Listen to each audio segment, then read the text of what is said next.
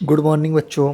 आज हम लोग कार्बन के एलोट्रोप के बारे में बात करेंगे। ठीक है, कार्बन के 3 एलोट्रोप के बारे में बात करेंगे। पहला डायमंड है, दूसरा ग्रेफाइट और तीसरा फ्लोरीन। उसको बकमिंस्टर फ्लोरीन भी बोलते हैं। ठीक है, चलिए देखते हैं। सबसे पहला diamond. Diamond exist as 3 dimensional network with strong carbon carbon covalent bond. देखिएगा, जो डायमंड होता है ना, वो एग्जिस्ट करता है 3 डायमेंशन में, नेटवर्क में, with strong carbon carbon covalent bond होते हैं। ठीक है, diamond is hard in nature. Diamond जो होता है ना बच्चों, बहुत ही हार्ड होता है नेचर में। प्राकृतिक में वो क्या होता है, सब बहुत ही हार्ड होता है। मतलब सबसे हार्डेस्ट भी बोल सकते हैं, क्या होता है, डायमंड ही होता है।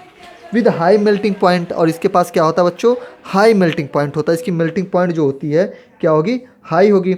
It shine in presence of light, या चमकता है प्रकाश में। And it is a bad conductor of electricity. देखिए, प्रकाश में बहुत ज़्यादा चमकता है। आप तो डायमंड को जानते ही, ये बहुत ही चमकदार होता है। उसकी वजह से उसके हम लोग क्या बनाते हैं, ज्वेलरी बनाते हैं और बहुत सारी चीज़ों में प्रयोग किया जाता है। तो देखिएगा, और वो क्या करता है, सनलाइट में क्या करता है, चमकता है। It is a bad conductor of electricity. मैंने आपको इलेक्ट्रिसिटी में good conductor, bad conductor, semiconductor, इन सब के बारे में बहुत अच्छे से बता चुके हैं। ठीक है, तो बैड कंडक्टर का मतलब होता है जिसमें क्या हो, इलेक्ट्रिसिटी फ्लो ना हो, उसी को बैड कंडक्टर बोलते हैं। तो इसमें क्या होती है, इलेक्ट्रिसिटी फ्लो नहीं होती है।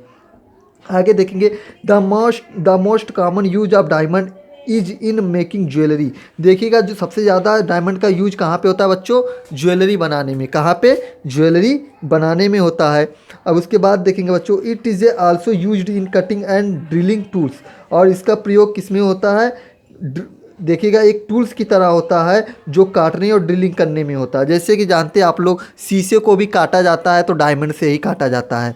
तो शीशे को काटने के लिए हम लोग डायमंड को यूज में लाते हैं। तो एक तरीके से टूल के रूप में हम उसको यूज में लाते हैं। ठीक है, अब देखेंगे ग्रेफाइट के बारे में बच्चों।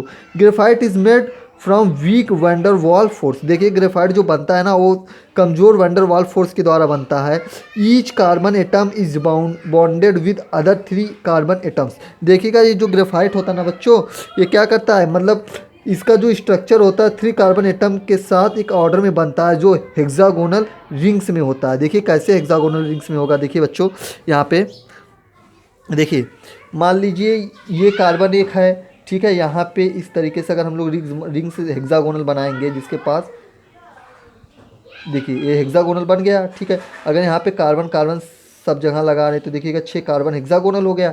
ठीक है, और ये स्ट्रक्चर भी हेक्सागोनल है। फिर उसके बाद इधर से एक और लगा लेते हैं ऐसे करके। ठीक है, इस तरीके से देखिए, ये भी हेक्सागोनल हो गया। देखिएगा, ठीक है,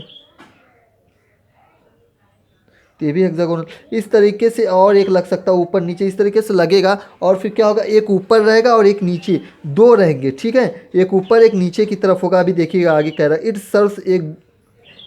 serves as good conductor of heat and electricity. और ये देखिएगा, ये एक्ट करता है किसके भांति, देखिएगा, ये पहली बात होता है क्या, गुड कंडक्टर होता है। किसका गुड कंडक्टर होता है, हीट का भी होता है, इलेक्ट्रिसिटी का भी होता है। इलेक्ट्रिसिटी का तो हमने डिस्कस कर चुके हैं, लेकिन आप लोगों को हीट के बारे में मैं बता दूं, हीट भी होता है। जिस तरीके से अगर आप लोग एक एल्युमिनियम का कोई मान लीजिए बर्तन ले लिए, या कोई चीज़ या रॉड ले लिया, अगर एक पॉइंट ए नोट, जैसे 2 छोरों को पॉइंट ए और पॉइंट बी नोट करिए। अगर पॉइंट ए को आप लोग क्या कर रहे हैं, हीट कर रहे हैं, गर्म कर रहे हैं, तो पॉइंट बी तक वो क्या होती है, ऊष्मा जो होती है, हीट जो होती है, अपने आप ट्रांसफ़र होकर दूसरे छोरों पे पहुंच जाती है।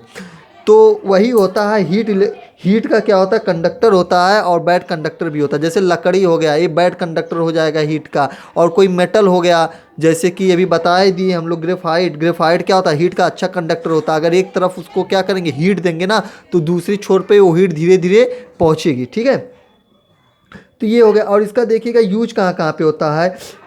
It is used as dry lubricant. It is used by dry lubricant for machine parts as well as it is used in lead pencil. इसका देखिएगा कहाँ पे, मशीन में लुब्रिकेंट, ड्राई लुब्रिकेंट के रूप में इसका प्रयोग किया जाता है। और उसी तरीके से आप लोग पेंसिल की लेड में भी देख सकते हैं। जो पेंसिल का आप लोग पेंसिल का यूज करते हैं, जो काला जैसा रहता है, वो क्या रहता है बच्चों, ग्रेफाइट ही रहता है। ठीक है, अब आगे हम लोग बात करेंगे फ्लोरीन की। ठीक है, फ्लोरीन की बात करेंगे। किसकी बात करेंगे, फ्लोरीन की बात करेंगे। तो देखिए फ्लोरीन क्या है बच्चों। Fluorine it is a hollow cage. ये एक देखिएगा, एक पिंजड़ा होता है, एक खुला पिंजड़ा होता है। हैलो मीन्स खाली पिंजड़ा होता है, ठीक है।